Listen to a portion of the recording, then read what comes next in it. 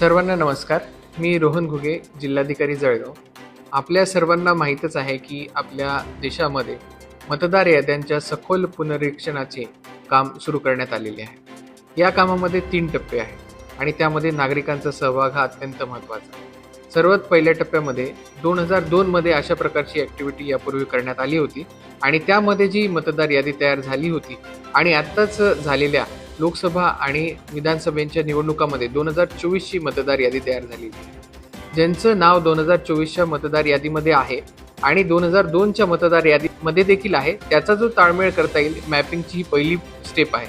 तर ती मॅपिंग होत असेल तर त्याप्रमाणे BLO आपल्या मॅपिंग करून घेतील.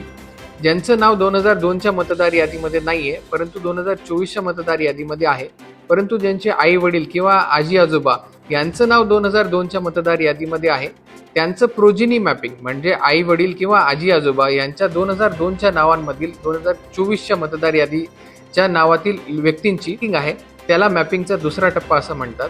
आणि या दोन्ही टप्प्यांमध्ये जे व्यक्ती आढळून येणार नाहीत असे 2024च्या मतदार यादीमधील व्यक्तींची नावं ही अनमॅप्ड नावं असतील, त्यांच्या ठिकाणी BLO हे प्रत्यक्ष हाऊस व्हिजिट किंवा ग्रहभेटी करून हे भेट देतील आणि त्यानंतर मग त्यांची जी मॅपिंग आहे, जी प्रोजिनी मॅपिंग किंवा इतर कुठल्या पद्धतीची मॅपिंग आहे, ती BLOच्या प्रत्यक्ष व्हिजिटनंतर 2024च्या मतदारसंघातल्या मतदार यादीमधल्या अनमॅप्ड लोकांची मॅपिंग होणार. तर अशा प्रकारच्या 3 टप्प्यांमधला हा पुनर्निरीक्षणाचा जो कार्यक्रम आहे तो अगदी सखोल पुनर्निरीक्षण होणार आहे. तर त्यामध्ये नागरिकांचा सहभाग अत्यंत महत्त्वाचा आहे.